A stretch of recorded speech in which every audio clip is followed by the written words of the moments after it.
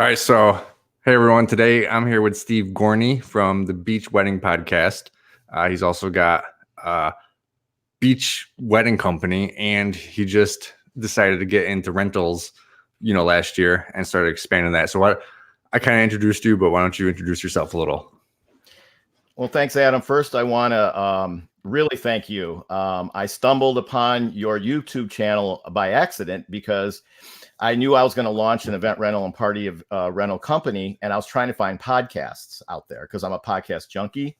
I'm in the gym like every morning, so I have a chance to listen. And there was one guy that had 5 different shows about rentals, and it was defunct 2 or 3 years ago. So I'll check YouTube, and I found you.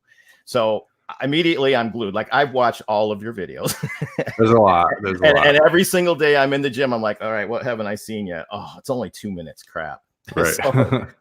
So that's I just want to thank you for the education and the laughs. The other thing is I'll have my headphones on a treadmill and I'll just start bursting out laughing, like the one you just did about the 2-hour wasted drive. I was just cracking up so hard. Yeah, that sucked.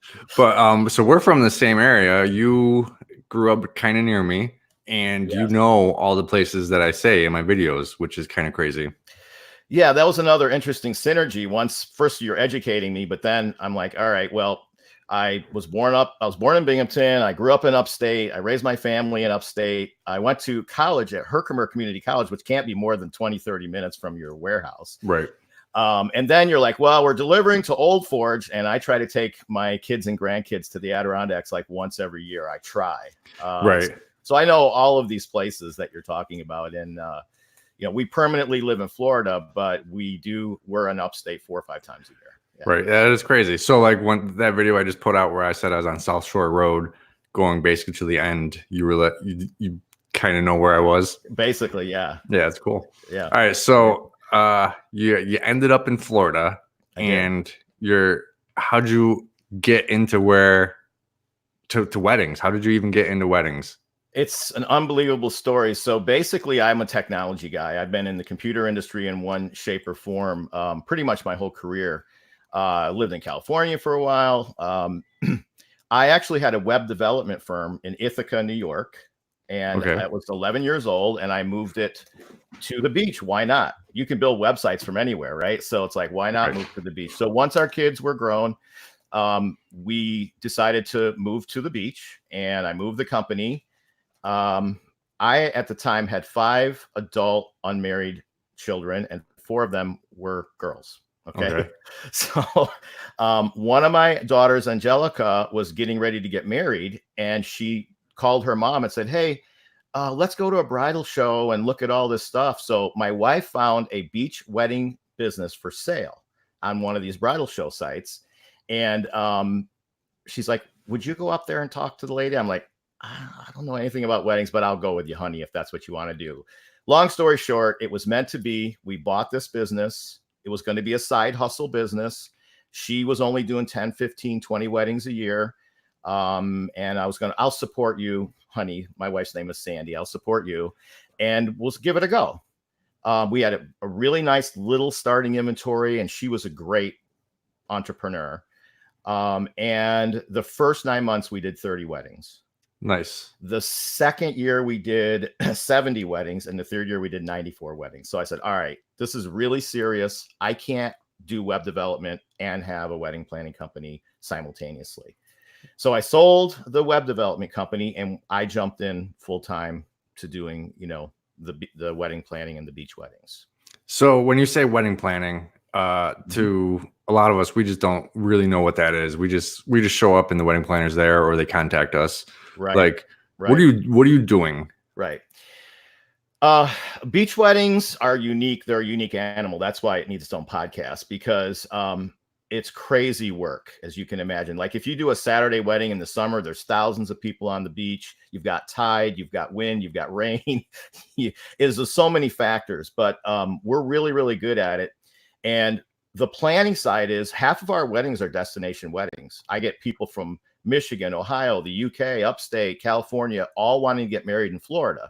So we start the process of consultation, helping them choose a site, what their decor is going to be. We get them lodging. We get them a venue, which is the most critical thing, because, you know, some of your venues you do, like you were talking to a woman the other day, and you were saying you could do 2 or 3 events at the same time, but most venues are going to do 1 event per day. That's it. So you need to lock that down. So we get them locked into their vendors, their caterers, and we do all the planning side. So, Okay. It's all of that thing. Plus we have all the inventory and all the decor and the flowers and the fabrics. We own all that stuff. So when you say beach wedding, it's not necessarily like there's not like a tent. I'm assuming they might be getting married on the sand, but Correct. Is the reception on the sand? Sometimes. Okay. Much harder in the summer because of the heat. Right. You know, it's basically the surface of the sun here in the summertime. Right. But we have done tents on the beach. But here's an interesting thing, Adam, and this is a little niche that we have, and I'm sure we'll touch on this later. When we do tents on the beach, we know there's no other vendor on the east coast of Florida that will do that. We're the only commercial company that will do it because they're afraid. They're afraid of the tide. They're afraid of wind. They're afraid of ballasts on the sand. They don't know what to do, so they'll go no. And we're unique in that way. So the tents are you doing a floor under there? Are you doing frame tents with weights, or what's going on? Just frame tents with weights right on top of the sand. Yeah. Okay.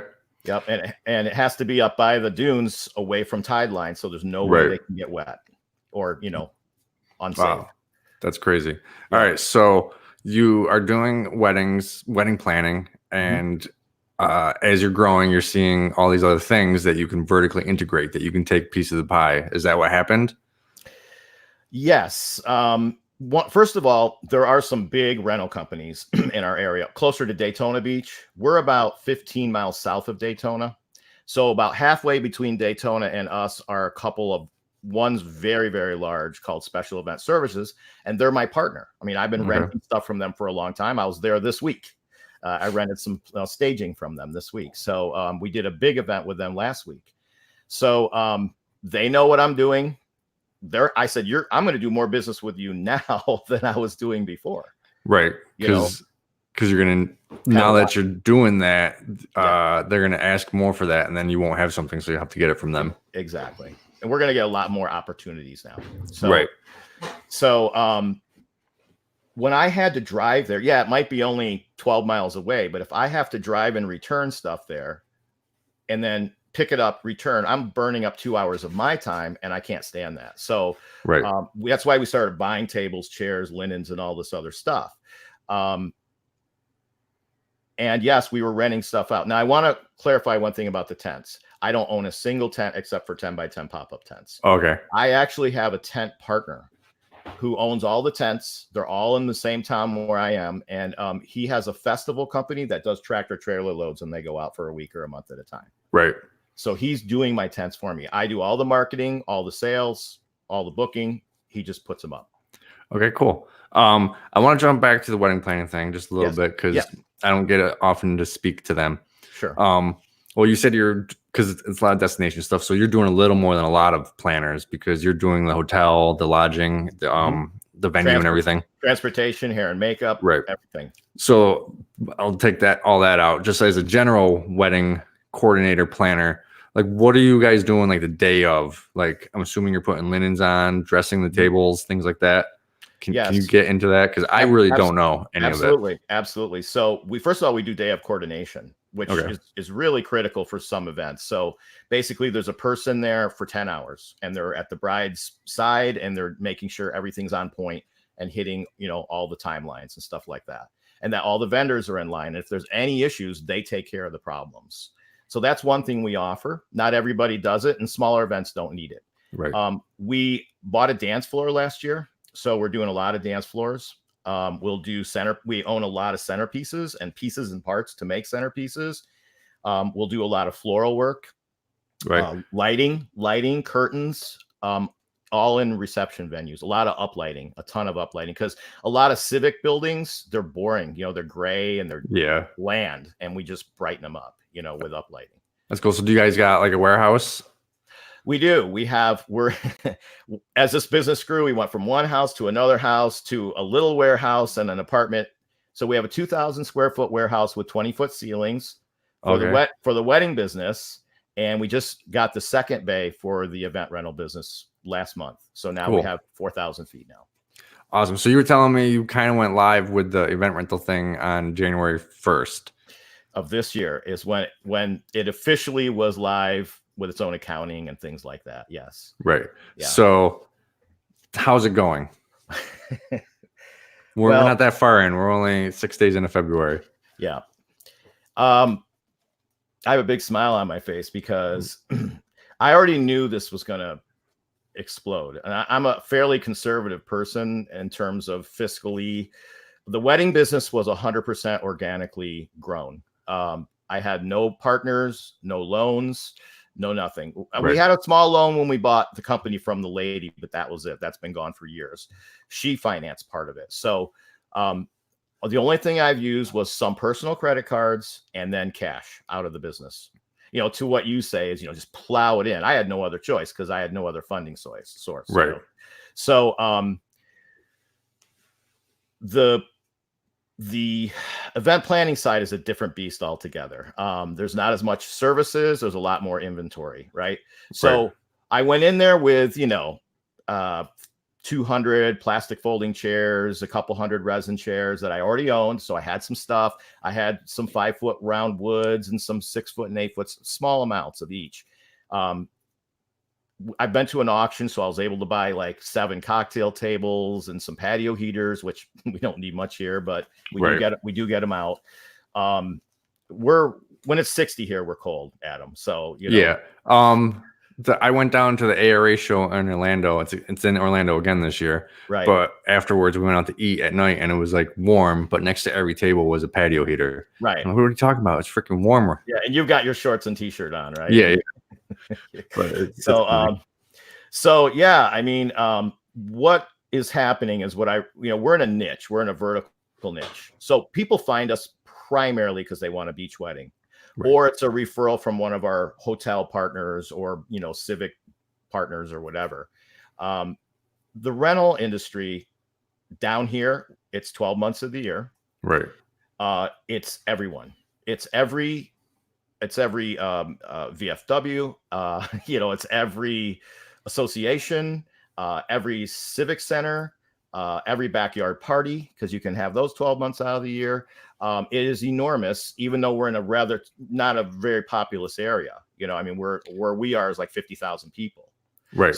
But we're 1 hour from Orlando, which is not a market that I'm interested in. I'm a coastal company, right? Right. But what we do have here, Adam, is we have the Daytona 500, which just dims the lights. There's no hotels. You can't get in a restaurant for 2 weeks. That's just how it is here. We have Bike Week, which is 500,000 motorcycles that come here. Again, same thing. No rentals. There's nothing. So we have huge festivals, art festivals. So while I don't have visions of my rental company catering to those big events, there's all these secondary and tertiary events that surround those things. There's little festivals, this bar and this thing over here, So I know all that stuff is on the table. So to answer your question, we did about $7,000 in business in January. One of those was $5,000 was a single event at a huge civic center. Right, your first month. In the first month, we've done a couple $1,000s of book business in the first week of February. This week alone, I've picked up a wedding planner out of New York City who comes to Florida for 3 months, and she's already booked 3 events with me, 3 rentals with me. Nice. I'm going to be confused between the two terminologies. We picked up another planner today. One of the things that's happened is we're a family business. It's my wife, myself, my daughter, Natalia, who's my baby of my 5 adult children. She's come on full time as of January 1st. Nice. So she's doing so much on the planning side that she's giving me the opportunity to focus on the event rental side and really get this thing up and running and, get the meetings, the quotes.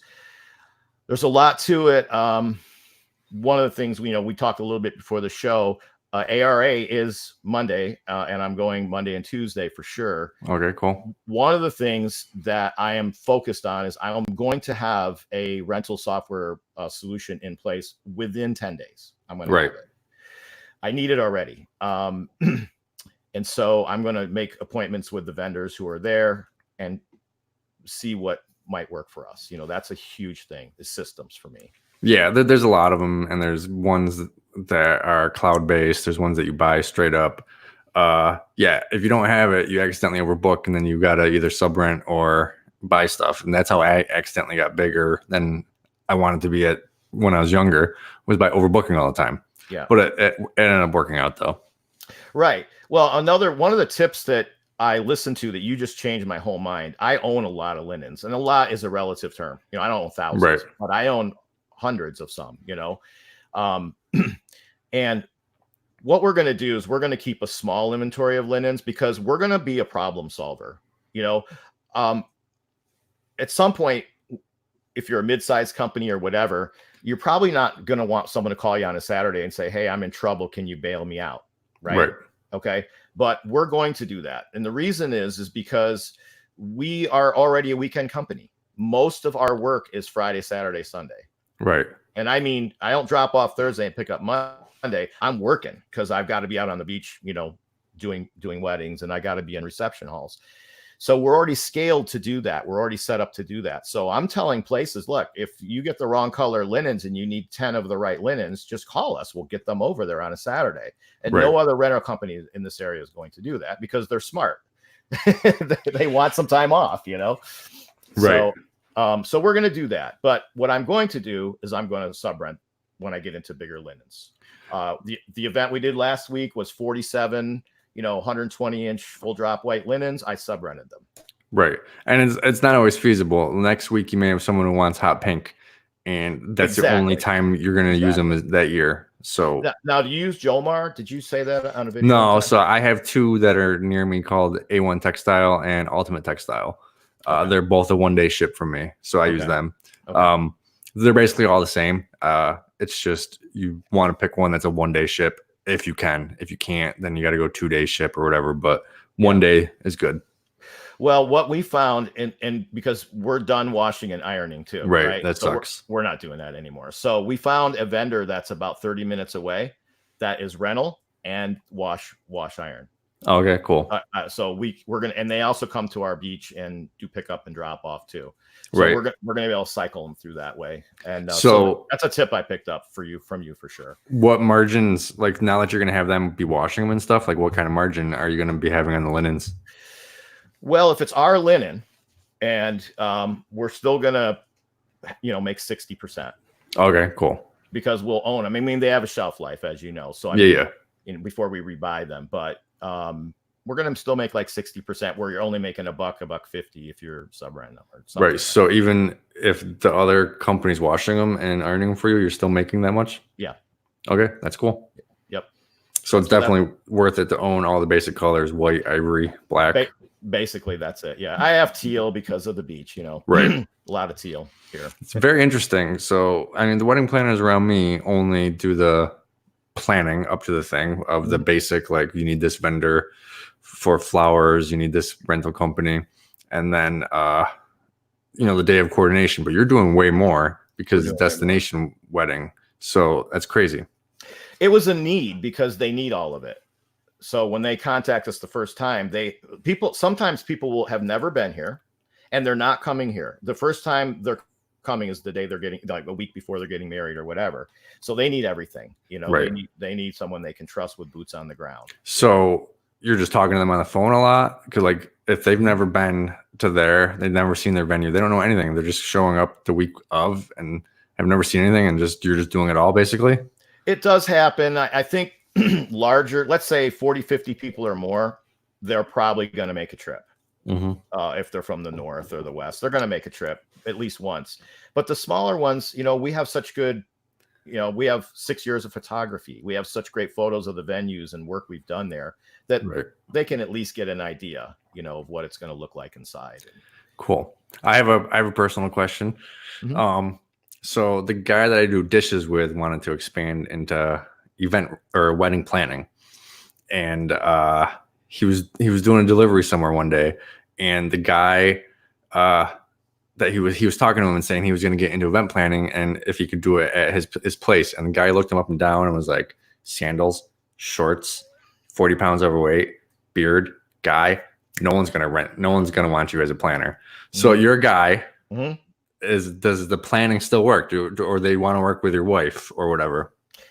It's an interesting question. From the planning side, I've not one time have I had any issues, but my wife connects with the brides. Sometimes they are like, all right, you're going to be my day of coordinator, period. Because I love you and you get me, but from the overall structure and the planning and, the details, no one's ever had any problem with me whatsoever. Now, my daughter is 23 and she's a millennial. Okay. Right. So we've already designed. The office is now millennial friendly. It's all painted. She's done an amazing job. We put a new floor in because it was an industrial warehouse office. Right. And it was white, with a concrete floor. So it looks beautiful. And so she's now connecting at a much different level with people. That's good. The younger age groups. She's a woman and this is a dominant woman business, Right. So that's really powerful and really important to what we do, for sure. She's networking. She's going out on meetings. I don't have the time. I can't. I'm not good with chambers of commerce. Right. Having I don't do them, and I just can't. I never have seen the real value and the payback for that stuff. No, I mean, there's value for like the lawyers, and I don't even know who is a member of the chambers. I just don't mix with it. I don't like that stuff either. I have a hard time with it. I like networking with other vendors and other professionals. Right. That I really like, and this is what's really happening right now. So sweet for us. We got a question. Do you ever deal with brides that just want to rent and not use your planning service? Absolutely. And that's why having all that inventory is great, because we're getting it either here or we're going to get it over there. Right. So if you just want to rent stuff from us, I mean, now we'll just push them over to Paradise Event Rentals. Right. That's now that client. But what if they only want certain centerpieces that you have? Will you still let them just pick them up and just rent them to them? We've always taken and done the centerpieces ourselves. Okay. We've always done the event labor to put them up and take them down. Yeah. I mean, I would consider that. Now, the thing is that, again, when we're going to talk about the beach for a second, if you're doing a beach wedding, sometimes wind is 15 to 20 miles an hour. Okay. So I've rescued so many do-it-yourself weddings I've seen on the beach because I have shovels and rakes and, zip ties and all the things they need to pull the event off.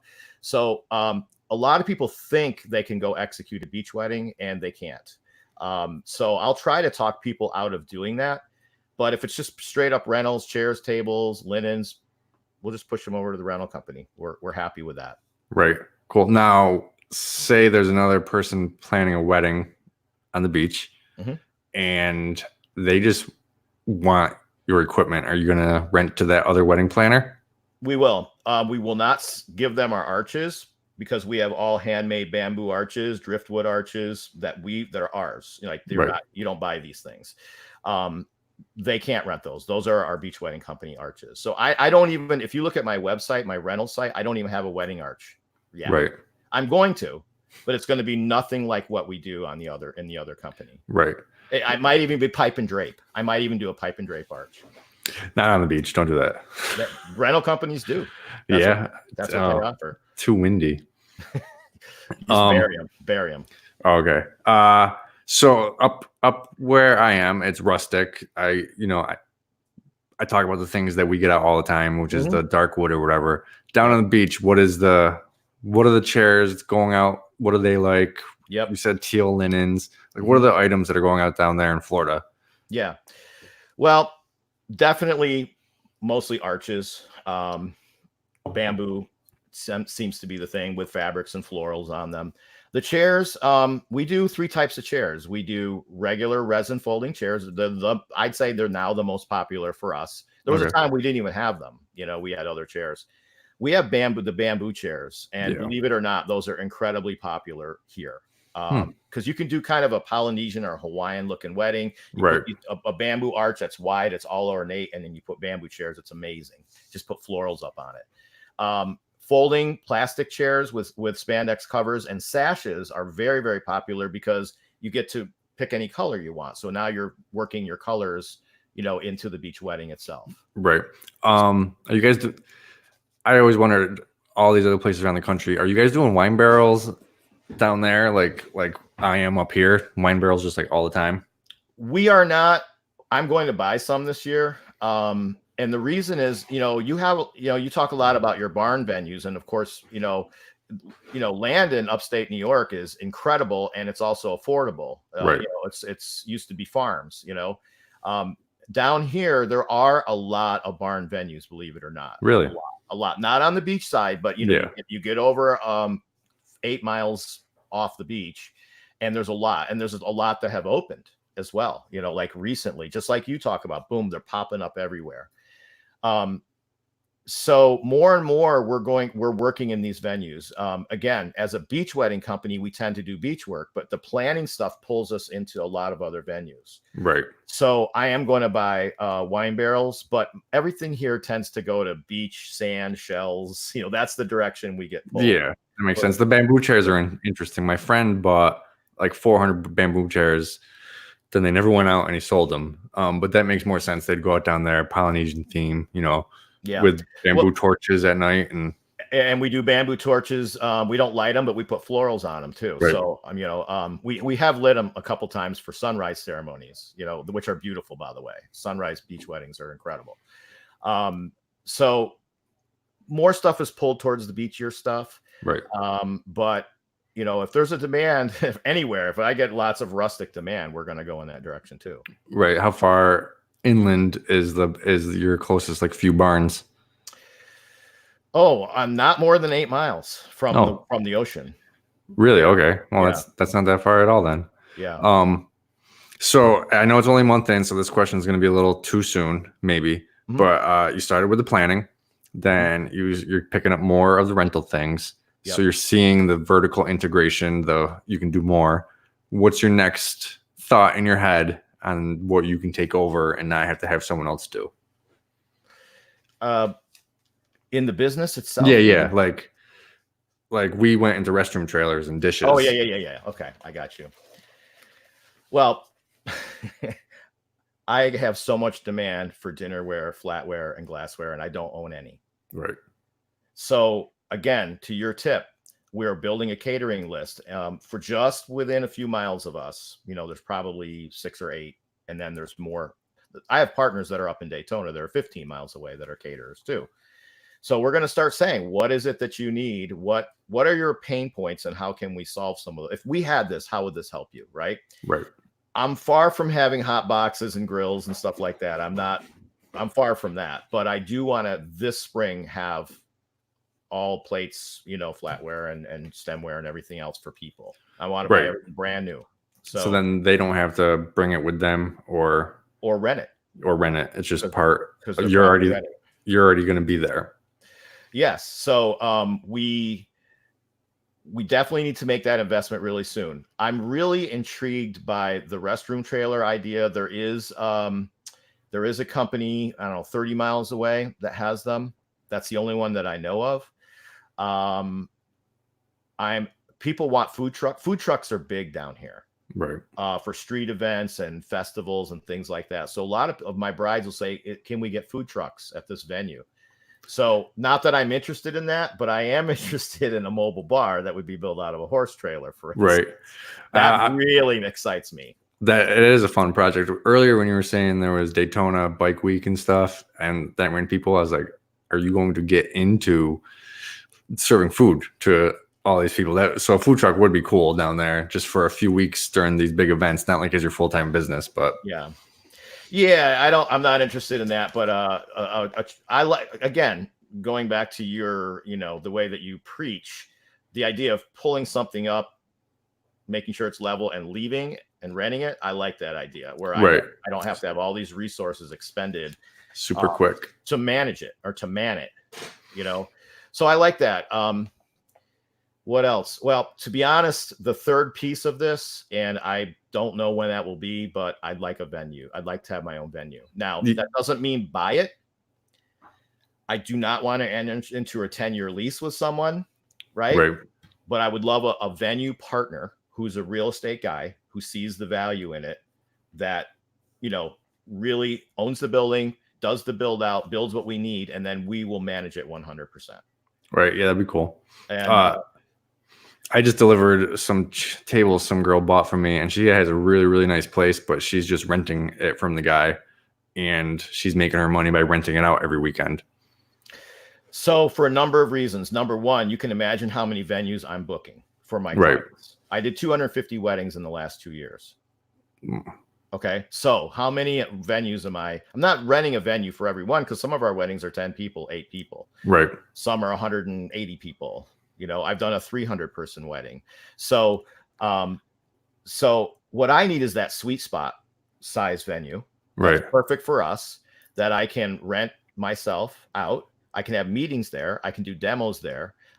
And guess what? If we get a rain out, I can take the entire wedding inside this venue, and now they have a backup location, which they have to pay for, because, there it is. We just solved your problem. So, so that's why I really want to, at some point down the road, that would be the third part of the crown. Cool. So with the backup location, though, it's only backup if someone else hasn't rented it for the weekend. That's correct. That's correct. Would you also offer, like, you can have this on backup for 50% of what I would rent it out for? If you don't use it, you're still paying the 50%. But if you do use it, then you got to pay the full. You could definitely do that, especially when you don't have those dates booked. Right. I always think of it in terms of, I actually have a couple of backup locations right now at some hotel banquet rooms and stuff. But it's, again, if it's available. Right. So what I'll do is I'll wait till the week of the wedding. I'll call the hotel. Is the banquet room available on this day? Yes, it's still, they're not going to book it a week out. Right. So yes, it's available, and I know I have it, and I don't have to pay for it unless we use it. But ultimately, I'd like to have my own venue. And I could do weddings there too, because we do some couples that, there's an interesting phenomena here, is that kids that grew up here, they don't want beach weddings. They're at the beach surfing every day of their life. It's not cool for them. It's not a big deal. They want a barn. Right. But a really nice venue would really be exciting for local people too. And we have them. I'm just saying, I want one that I control 100%. Right. 100%. We got a question. How do you price your events? Example, per chair. He's actually on the beach too. He doesn't do them, but he's going to start doing some soon. Yeah. It's a great place to do them, the Gulf Coast Beach. So we price those before the event rental company. So again, interesting, when you enter event rental side, you say, well, let's look at the competition. Let's look at the marketplace. How can we price? So I went to the biggest vendor, they have 100,000 plus square feet, 12 loading docks, 100 trucks, whatever. And I just charge exactly what they charge. Whatever they charge, I charge exactly the same thing. You're not trying to beat them. Nope. I'm not trying to beat them. So how do I price it? They charge $3 for a resin chair. I charge $3 for a resin chair. If it's a rental, if you rent that from me in a beach wedding as part of your package, I charge $7 per chair. Really? Because it's really hard work. Because we're taking them, we're carting them half of the time down a soft sandy beach. Our wedding are 4 to 5 hours of time that we're working on the beach, right? So we're hauling them out, we're setting them up, we're raking the entire site. Now they got sand all over them. So when we haul them back, we've got to clean them. So there is there's an upcharge for all of that labor. Like imagine, I mean, you probably have some clients that say, Adam, will you guys set our 100 chairs up for us? And you say, yeah, it's going to cost you this much to do that. Right. But now tell your guys, all right, you're going to pull down with a trailer, and now you're going to put all these in carts, and you're going to wheel them through soft sand in 95-degree temperatures and set them up on the beach and rake and do all that stuff. Right. So you're going to charge a serious chunk of labor for that. Yeah, that would suck. So you're charging more per chair, but you're also charging. That's just chairs. I'm assuming you're doing, charging the time of being there. I mean, there's all sorts of charges when you're doing the coordination in the day of. Correct. Right. There's a base package, and it has a lot of stuff baked into it. Okay. And then they want extra things, and then you're just like. Those are all options. Yeah. Okay, cool. Types of chairs, music systems. We have really cool Behringer PAs that are rechargeable, and they'll last 10 or 12 hours, and they're professional PAs. Right. So you can take them out on the beach. You got cranking tunes out there. It's really, really great. That's cool. So how do you guys keep other beachgoers out of the wedding? That's a great question. We're in Volusia County. Okay. So there's 47 miles of beach in Volusia County where we are. It's 100% public beach. All right. So anyone has the right to be anywhere on those beaches. So what we do is, first of all, if it's a busy day, if it's a summer weekend or whatever, we don't do afternoon weddings. Okay. We only do morning and evening for a number of reasons. Obviously, because of the amount of people. It's super hot, you know. We want to beat the Central Florida crowd coming over here in the morning, or we want to do a 6 or 7 p.m. wedding because everyone's sunburned, they're hungry, the kids are screaming, and they're all going home. So, you know, we can pull off a evening wedding that's cooler and much, much nicer. So for the most part, we're different than a lot of other companies. We take some gambles. We're so experienced at this that we want to get you as close to the water as we can, which means you got to know what's happening with the tide, right? So you got to know when is high tide, when is low tide. Not only that, but what does tide look like on this part of the beach when it's at mid tide? How fast is that water going to come up here? You got to know this stuff, right? Because I want to get them so close to the water that nobody can have an umbrella or a blanket in back of us between the wedding and the beach itself. So that cuts out that. Okay. And people are, for the most part, respectful. Yeah. They see there's a wedding and they'll say, oh, we're going to move a little bit, or, you know, for the most part, there are times we get thrust into a situation where you're just trying to get a postage stamp size and you're happy to get that, you know. But for the most part, people are respectful and they respect your space. We often have to ask people, you know, would you kindly move 50 feet this way or 50 feet that way? Right. You know, just be nice about it. That's crazy. So, so a lot of these events on the beach, are they just open air, no tent at all, just tables and chairs out in the sand? Yes, the weddings are primarily open event. We do quite a bit of pop-up tents on the beach, 10 by 10 pop-ups. We do receptions on the beach. I prefer those in the winter, right? For a number of reasons. You know, temperature. You know, if you've been to Florida in the summer, you know that like 3 or 4 o'clock, that storm that comes through for like an hour and then it's gone. It's beautiful again. That's like, we can set your watch by that down here. So long outdoor events in the summer are not a great idea because you're probably going to get wet in the afternoon. Right. Down here, at least for a half hour or an hour. In the winter, you don't get the same type of weather and it's cooler. It's maybe like, well, today it was 85 degrees, Adam, here. Yeah, it's not that cool. That was hot for this time of year. Right. But for the most time, it's going to be 65, 70 degrees right now down here. And that's perfect for an outdoor reception, you know? Right. So we'll do a bunch of pop-ups, but also we will put, with our tent partner, we will put a commercial tent up on the sand, which no other vendor will do. So you'll be seeing us do a lot more of that down here. That's cool. Now let's get into the podcast because it's been a little while since you've done it. But are you still going to call it the Beach Wedding Podcast, or is it going to become more of a general term? I'm going to call it the Beach Wedding Show.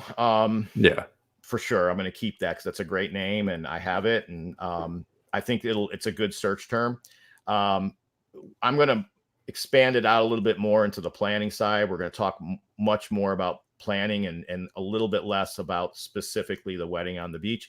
If you heard any of our shows, I do talk about receptions and I try to give people some guidelines for budgeting, you know, because people just don't have any idea what it would cost, you know, to do a wedding and a reception at the beach. They just don't know. So I'm trying to give them some guidelines there. But now that I'm going to get into event rentals too on the Beach Wedding Show. I'm going to have specific shows more and more about event rentals because it's definitely tied. You do a lot of wedding business yourself. So it's definitely tied to it. Yeah, it is. And that would be good to hear on it. Because like you said earlier, there is no podcast about event rentals or wedding planning or anything really. There's wedding planning ones and there's ones for the industry that I listen to. I can only really take about 2 of them. The rest, a lot of people just want to be an entertainer. You know, and they just want to that's, I think, one of the reasons that really drew me to your channel, because your channel, while yeah, you have some moments, you're just filling people with information. Like, this is what you should do, this is what you shouldn't do, or this is what I ran into. And my podcast is much more straight up information, like hardcore, get ready, because I'm going to hit you with a lot of info. Right. Yeah. I was listening to your first one the other day. Yeah. It's not as much trying to be funny guy and, right. meander on meaningless stories. Right. So cool. There are some good ones. I just felt like, as a vertical niche to educate people about beach weddings, that it would be a very good thing. And I don't even look at the metrics that much. I'm not sure how much traction we're really getting. Right. I just have to pick it back up soon. Have you ever had any problem with the First Amendment auditor on the beaches because it's a public space? Has anyone yelled at you like, this is public space, you get out of here? Yes. Two different types. So I had this 2 weeks ago. This happens quite often in two different ways. As I mentioned, 47 miles of beach, 100% is public beach. Any person can be on any square inch of that sand. Right. Now, how they get to that square inch is the question, right? So some of the hotels or the condos will say, this is a private beach, but it's 100% not a private beach. It's 100% public beach. So anytime anybody who tries to pull that nonsense out, I'll go, nope, it's 100% public beach. Every square inch of Volusia County is public, and anyone can be on any of that beach. What they're saying is, you can't come through our property because it's private property, walk down our stairs to the beach. That's right. The point. But the sand itself, public. Okay. So I just blow them off. I mean, no, none of this beach is private. It's 100% public. 2 weeks ago, we had a homeowner's friend. They lived in Pennsylvania, and we were setting up a pop-up tent and a beach wedding on the beach. These are $2 million homes. Okay. Up and down the coast. Right. So he comes out and he's talking to my daughter, because my daughter was working the job with me and my wife was working the job with me. And he's like, this is private in front of this house. This is a private beach. And she didn't really know how to react. I mean, she's being polite because that's what she's professional and polite. And I walked over, I said, no, dude, I've done 450 beach weddings in 5 years. And no, not a single piece of this, not a grain of sand is private on this, any of this beach. Right. That's not what I said, dude. We have in Volusia County, there's two quick things I want to tell you about. We have a thing called turtle nesting season, which is a federal environmental contract. So from May 1st until October 31st, you cannot be on the beach before sunrise or after dark with lights, chairs, or equipment. Right. So we can't do sunrise unless it's off season, because we can't be out in the dark setting stuff up. Right. And so that's a federal permitted situation. So where was I going with that? You said two things. Yes, two things. So that's one of the, okay, I know. So the other thing is, if there's a group of 50 or more on our beach, you're required to have $1 million liability insurance policy naming the county, right? As well as yourself. And you have to have a permit that you file through the county. So we know that we do 8 to 9% of the event permits, not wedding permits, of the event permits in our county. That's how many larger weddings that we're doing out there. So I throw that on people and I say, listen, we're doing 8 or 9% of the events that are permitted on this beach in 47 miles. I think we know what we're talking about. And they just go away. Right. There's nothing they can do. There's no enforcement. Right. There's nothing to say. Yeah. People like that, they want it to be private, but it's not. Right. There are crabby people too. Yeah. They're just crabby people. Okay. So let's get into like some of what is advice you would give people, whichever side you want, getting into rentals or doing event planning. And like events down south, he is on the Gulf, so he's going to be doing beach weddings. Like, what advice would you tell them to steer away, things to steer away from, things to do, things you have to do? Interesting. One of the things we did is immediately the first week we owned this business, we changed the structure of how the business was being run because it was 5 years old when we bought it and how everyone else does it. So every other beach vendor in Florida, in California, has these big packages and they're branded the princess and the fairy tale and the dream come true. And they bloat this thing out with, you get this and that and this and all these things, right? And it costs you $3,000 for this package. As a web developer, I'm like, that is just a horrible idea. I'm going to decouple all of this stuff and I'm going to give people a base package, which is the core of what they really need. And then everything else is a la carte so that people want what they want, period. Just like you. Right. They're going to say, I need this many chairs. I need this 10. I need this much catering stuff. They want exactly what. Imagine you go, nope, I'm a rental company and you only get this from me. This is what I got. You get this tent. You can't do that. So it's no different than with a couple that's getting married. They want exactly what they want. They don't want to pick from 6 colors. They want to pick from 100 colors, right? Because David's Bridal says this is the color I'm using this year, right? Right. So I think it was one of the smartest things we did. We get a lot of compliments for that you just get a raw core base things that you need. Then you add everything else exactly what you want, piece by piece. So I think that was a very smart move that we made. Right. That's good. I tried packages and I made a video of it today. I don't think I uploaded it yet, but packages suck because everyone doesn't want that specific thing or they want to swap this out for that. Yeah. Right. And then it's like, no, we built this package as like an easy way to do this. But every person's wedding is different. So packages, they're just very hard to do in a wedding situation. It's exactly what happens. They'll go, okay, I don't need that, but can you swap this in? Now you don't have a package anymore. You're giving them what they want. Why don't we just do that from scratch?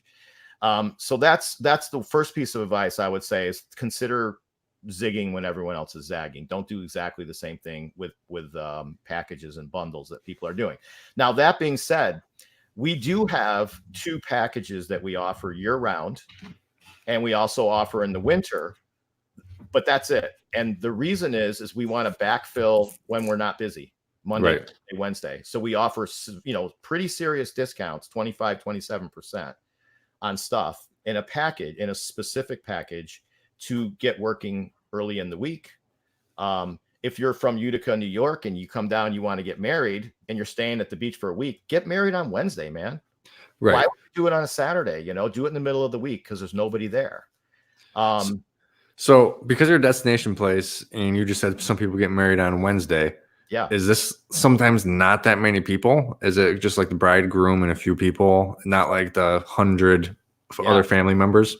Yeah, we do a lot of we do elopements with 2 people. Okay. Yeah. So, I'd say our average is 30 to 40 people. Really? Average size wedding. So like beach wedding. How much are you, if you want to get into it, or you can just say like how much you're maybe grossing or netting or whatever on like a 30-person wedding. I'm assuming you're doing the reception on the beach, the ceremony on the beach, the reception in somewhere, you've gotten them lodging, you've done other things. Like, what is that about? Probably it's so variable, but $3,000 to $4,000. Right. Just for organizing that for like 30 people. Yeah. For everything. All right. That's cool. Yeah. $3,000 to $4,000. All right. So what is going on in that $3,000 to $4,000 that you're missing? Are you like the plates? No food, no plates, no live floral. We have artificial flowers, so most of the time that's what's happening. Okay. What else is missing? Live musicians, if they want that, we're booking those outside. We do have 3 staff photographers, so we're not missing that. Okay. We're getting a lot of photography. So you're not going to hire a bunch of musicians, but you are talking about maybe getting the plates so you can then get that part of what you're missing. For sure. Cool. Yeah. So I guess we sort of answered that question about advice on the beach wedding side. It's really hard work. I mean, I say this to everyone and they kind of, roll their eyes, but it's really hard work. It's a wedding. You are marrying them a lot of times. I am an officiant, by the way, so I marry a lot of people. Okay, you charge for that too? Oh, that's in the bundle. Yeah, that's Okay. in the base. It's in the base. Gotcha. It's all baked in there. If you just hire me, it's $200. If you say, "Hey, Steve, come out to the beach, stand there and marry us," it's $200. Right. But and I price higher than everyone else because I really don't want to do it that much. But if you want me, I'll do it for $200. Right. Cool. You know? So other advice, it's hard work.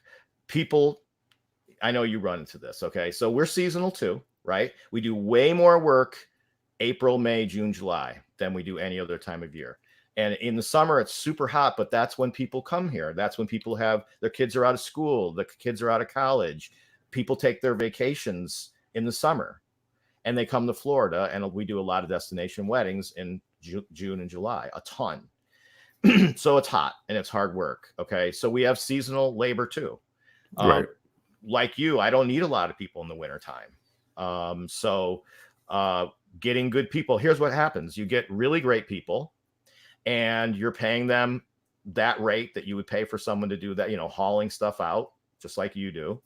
And then they get a bartending job on the weekend in a killer place and they're making 20 times more money. You've just lost that person because they're good.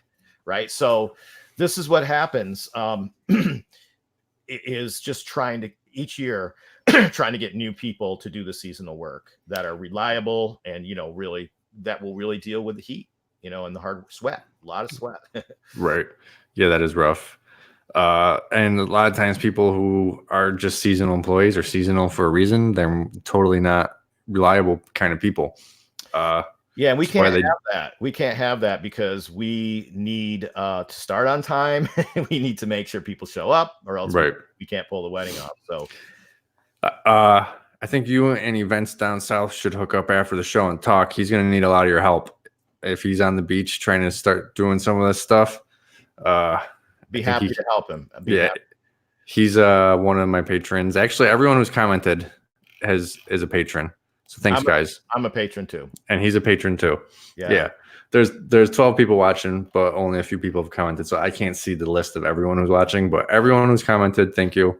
You're a patron. I love you. Or you were a patron at one time. Honestly, everyone needs to pay you more than they do. That's my opinion. I bumped up one level, but I'll keep going. Yeah, well, I talk about this a lot. I don't feel like see, I start looking off to the side right now. I don't feel that comfortable with this whole Patreon thing, but someone told me that it's valuable, and how much would I have paid when I was 22? So I try to listen to that guy in my head all the time, but I'm still not comfortable with it. But I appreciate it. Well, listen, I'm using your contract. I modified it. Yeah. Make it mine, but I'm using your contract. I modified the credit card authorization form. I'm using that. I downloaded the tent diagrams. I'm using a lot of those materials. They're really helping a lot, especially the contract. How do you start with a rental contract when you've never had one before? Right. So that's happening. I'll spend 1 or 2 minutes, if we have it, just talking now about the rental side because it's exciting. So the ARA show is in Orlando. It just worked out that way. Okay, I'm going to start a rental company. Said that in May. Everyone said you must join ARA. It's super important. Join it. So I called them and I'm like, well, what is the value proposition? Am I going to get cheap insurance? What am I going to get? We can't guarantee you'll even get insurance, but the trade show's in Orlando this year and you get admission to everything, all the breakout sessions, the show and everything. That's $300 right there. And I'm like, all right, I'm going to join. So how cool is it? I have a brand new rental company and I get to drive 1 hour and go to the show for 2 or 3 days. Yeah, that is cool. Because of you, I met Craig at Palmer Snyder. Okay. I've given you already a lot of props with him. Okay. And I placed the order with Palmer Snyder today. So I do have 8-foot banquets, 6-foot banquets, plastic folding chairs coming from Palmer Snyder. Nice. I didn't buy everything from them because I have a lot to buy and I need to spread some of these dollars out to get some other items that weren't quite as costly. Right. There's another one. I think they're somewhere in Florida. Global Event Supply. I forget where in Florida they are. And then there's a tent company called Tent Renter Supply in Florida too. So you might want to check both of those out. Yep. Well, I also bought a large order from Shivari Chair in Miami as well. Yeah, that's where I get my wood chairs. Yep. And my cocktail tables from them, actually. I actually ordered 20 of those today. So yeah, I don't have any. And by the way, we're going to pick them up too, nice. So I don't have to pay shipping. Right. I don't have any problem with their wood chairs and their cocktail tables. And I've had some for 10 years. And they start to look a little bad. I just flip them over and change the thing to the bottom. And then it looks brand new again. Right. Randy is not a patron. He's never been a patron, but he was the first guy to like sign up as a subscriber for YouTube. And Randy has done more than Randy's helped me out quite a bit. He doesn't need to be a patron. It's okay, Randy. There's other ways. Yeah. Don't forget the bar tables. I don't know what he's saying. What he's saying. He gave me something and I turned it into a bar. Oh, okay. He gave you stuff. Eric Canto, what's up? Anyways, so you told us the things to look out for in a beach wedding. As a planner. I know you're only like a month into doing the event rental side, but anything crazy happen on the event rental side? It's just unbelievable what's happening. And my dog's trying to get in. He's trying to bust. Actually, he's in. So, okay. It's unbelievable what's happening. So as I said, I was a web developer, so I was able to put up a really good website and get that rolling. I already had Facebook, Instagram rolling. I said, all right, when I get, and I know I'm going to get the inventory, because what I want when the general public starts coming to, because they can pick up at my warehouse too, pick up, drop off as well. Right. So when the unwashed masses start coming to get our inventory, I want them to touch new stuff, new chairs, new tables. So I wanted to kind of time it so that I had all my new inventory when not just my partners, but people I never met before are coming to get our stuff, or I'm delivering our stuff. Okay. So I decided last weekend I'm launching ads. So I did a Facebook boost on Facebook. But it's very, again, I'm targeting 3 towns around where I live. That's a very small geographic target. I did a Craigslist $5 a month ad on Craigslist. And last Monday, my Google Ads ad hit. It took them over 2 days to approve it. I don't know why, but that ad hit. The next day, I had a wedding planner out of New York City who lives in New York City, who comes to Florida a few months a year and does events. And she saw my Google ad. So in one day, I booked 3 events with her already for the rental side, including a Valentine's Day job for $900. That's nice. So really quick. One day. Because we are networking with so many people, my daughter, Natalia, allows this to happen. And she's doing a lot of the networking too. We're just meeting other planners. And all of them are going to switch over to us because we're right here. The convenience factor of them getting linens 2 minutes from their house instead of a half hour from their house is just phenomenal. So that's happening. So I just feel the ground kind of shaking. I'm so happy. My wife and I are really giddy about what's happening on the rental side. I'm just going to have to be very conservative. And, I'm going to get opportunities that I have to turn down. Like I can't take everything. I just can't, Yeah, you can't. Yeah. You can't do the 60 by 100 clear tent on the beach yet. No. And although the tent partner has resources, I mean, if NASCAR calls me and says I need 15,000 resin chairs, of course I can't do that. Right. They're not going to. I'm trying to make a point here. Yeah.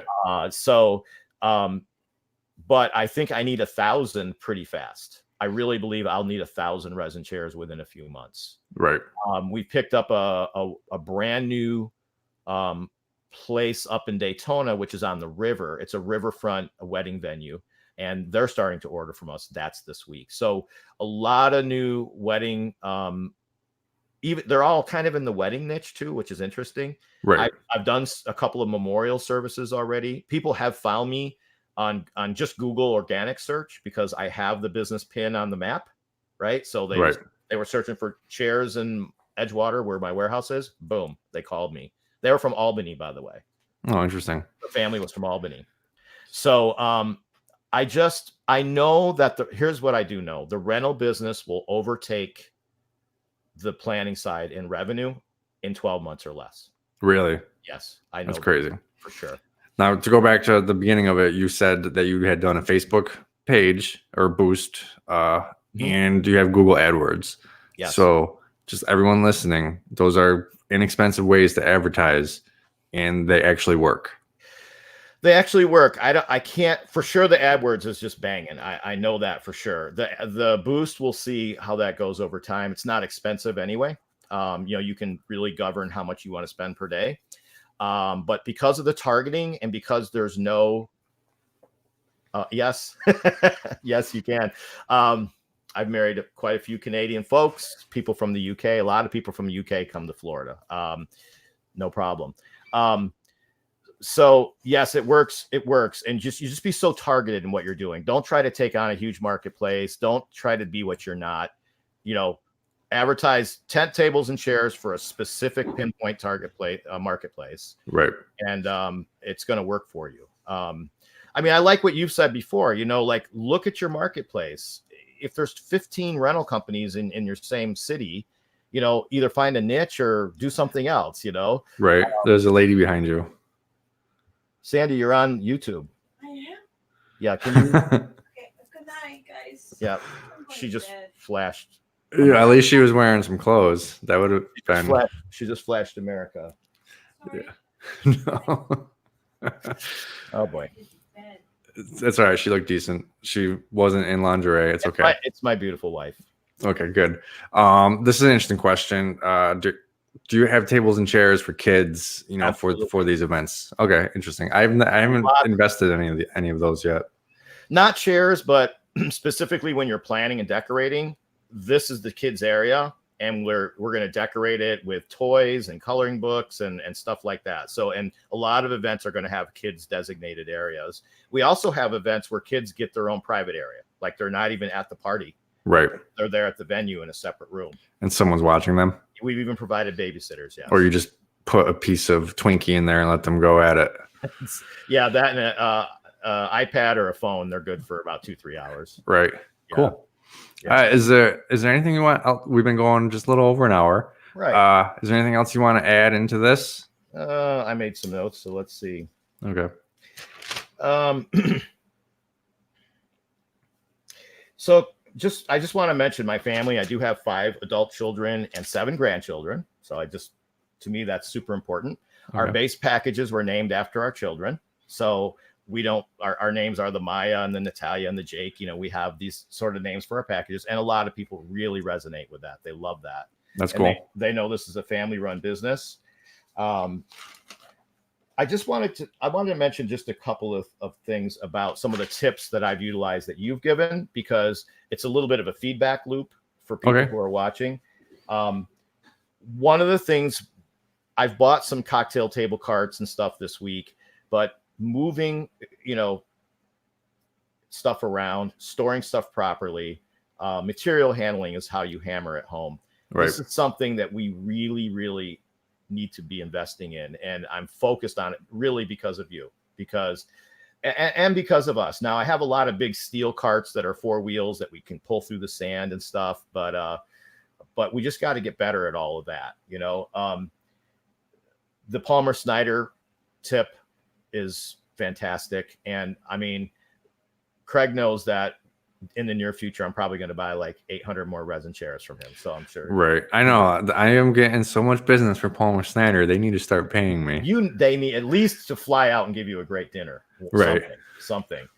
I did mention that we're going to invest in the glassware, dinnerware, and flatware really soon. I'm going to go to the ARA show and see what kind of deals are happening there. Right. I need some guidance there, though. I really do. I would go to RSS Distributors. Check them out. Mm-hmm. There's a big tall guy named Jack. That's where, so many people in the event rental business get from them, because they're just so huge that if you need 40 extra coffee cups, they're going to have them and you're not going to have to wait for them. Right. Let's see. I mentioned the contract and the forms. And then one other simple thing is identifying our inventory. So the one video where you show where you're painting the bottom of the plastic folding chairs, I think they were green or something, where you couldn't see them, but you could see them in a stack. Right. These are just regular things when you're starting the business out to know these things and to be able to implement those immediately, instead of getting 30 of your, someone else's chairs back. Yeah. If anyone doesn't know what he's talking about, I sent all my chairs out to this one competitor because he was doing a huge graduation thing at a college, and I just took a green spray paint and spray painted a line down the middle of the bottom so no one could see them except for us when they were stacked. So then we knew which ones were ours. Right. So that's just that's just scratching the surface of some of the stuff that we've picked up. Good. I have a question for you really quick. Yeah. When it comes to moving chair stacks around, are you're using like furniture mover dollies, and then you've got carts that you've made to move them, or how are you doing that? No. So the chairs are on the furniture moving dollies.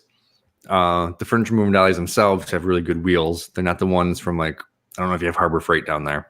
We do. But they're not those Harbor Freight brand. They're they're from a moving supplier company. And then we have carts from American Granite or something. I don't know. When you're down at the ARA show, visit Granite Industries. Yeah, I got a card from them this week. They're the ones who we got the cart from. I think it's called American Cart by Granite or whatever. And it's a 4-wheel cart. And then we can get that underneath the stack of chairs, pull it back, and then go. And the tires are pneumatic. Actually, I think these ones are never flat tires, but those are, I think, would be good on the beach. You got a difficult situation on the beach because it's tough because of you need big fat tires. Yeah, it's tough. But yeah, so that's how we're doing it. Is the high quality moving dollies? They're about $50 a piece to begin with, shipped to me, and they're coming out of New York City. So to you, they're going to be more. Mm-hmm. But and then the American 4-wheeled cart and gets across lawns easy. And then on some lawns, which you might not be doing, but you're going to be doing backyard parties. We'll throw a ratchet. We already booked, so right. We'll throw a ratchet under the entire thing, and one person will pull the ratchet, and then another person will push the carts because the wheels are that good that you can go across grass. Wow. But you can't just push them across grass because they'll get stuck. Yeah. Yeah, cool. Yeah, so that's the great frontier for us. Besides, how do we manage our growth and buy everything out of cash flow, is how do we do material handling right? I think that's the real challenge for us. So I got on that because I've recently just boiled down that this business is material handling basically, and logistics. When you're just doing what I'm doing is the event rentals. When you're doing the wedding planning, you're more actually a party company. What is the essence of that business? Is it sales? Is it service? Is it what is the actual essence to it, in the way that I would put that rentals is material handling? Right. It's 100% relationship building, 100%, because these people are trusting you to pull off this incredibly important, besides childbirth, for most people, it's the other most significant event, in their life. Right. So it's making them feel comfortable, that they can trust you, that you're going to deliver this experience at a quality level. I know that one of the things that happens is, as I'm building a relationship, even if it's on the phone, with people that I never meet till the day they walk up on the beach, right? So many of them will be disappointed if they find out I'm not going to be there, because they built that relationship with me. Any owner is going to get that, right? That owns a business, and you've built that rapport. But aside from that, we're marrying someone, that moment in time. So I really think it's all about relationships and building that trust factor with them. We have between 200 and 300 5-star reviews in various places. We don't have anything but 5-star reviews. And it's not because I get them deleted. That's what we get. Right. I'm not telling you every single client has been happy, because some people don't leave reviews. Right. And luckily, no one left a 1-star review and said these guys are terrible, but that says it to our clients. They're going to read those reviews. Oh my gosh, I was from Wisconsin. Our planner disappeared. These guys fixed the problem in 2 weeks. It was the best experience ever. It's stuff like that, So It's about the relationships, really. Good. Yeah, relationship building. Okay, that's good to know. Because every person I'm meeting that has a business now, I'm trying to figure out what is the core essence of their business. Because even though I may have known it in the back of my head, it was never really said, or I never said out loud that, hey, I'm not a party company. I'm a material handling company. Right. And so now it's interesting to see, like, oh, you think you're a plumber? You're actually the core of your business is just service, but you're doing that through plumbing or whatever. You know what I mean? Yeah. Yeah. My son Jake is an electrician in upstate New York in Ithaca. Okay. And he has a funny line. He's because he and I were putting in a dishwasher one day and the water was everywhere. He goes, Dad, you know what? Even plumbers hate plumbing. Right. So plumbing is a service because you can't do it. It's horrible work. And you're just thankful there's someone on earth that's going to come solve your water problems. Right. You get a leak in the wall, see how that goes. Yeah. You know what I mean? You were saying earlier that they're disappointed when it's not you on site. Yes. Because I barely answer the phones anymore or do the emails. People are disappointed that it's not my office guy on site. I pop out the door and they say, "Are you Elliot?" I'm like, "No, I'm Adam. I actually own all this." And they're like, "Oh, we thought Elliot was going to be here." Right. I'm like, "Oh, great." I'm nothing. See, you've gotten somewhere. No, that means you've achieved something. Right. Because you're not having to make all those calls. And yeah, people walk into the office and they say, "Is Elliot here?" And I'm like, "He's out on lunch. I can help you." And they're like, "Oh, I'll just come back. I can help you. I know what I'm doing." That's great. But no, that's achievement right there, Adam. That's and I hope my daughter is that person for me too. Right. That she's doing great. She already takes clients now. She's managing the whole process. So more and more I need to do that. My goal is always, every year I say, I'm going to do way less events this year. I'm not going to be on the beach 100 times this year. And then somehow that doesn't happen. So right. Yeah, I really need to achieve that this year. Right. Not as much beach time. Well, this was great. Like I said, Carlos, try to get a hold of Steve. Yes. Or not Carlos. Events Down South. Try to get a hold of Steve because you're in a similar situation as him. And I have his links down in the description for the podcast and other things, so you can check it out. And everyone, thank you for joining in. And thanks, Steve. Thank you so much for having me, and I hope we get to have a beer sometime. Yeah, that'd be awesome. Maybe New Orleans or maybe in the Adirondacks. Yeah, I'm going to do the New Orleans show.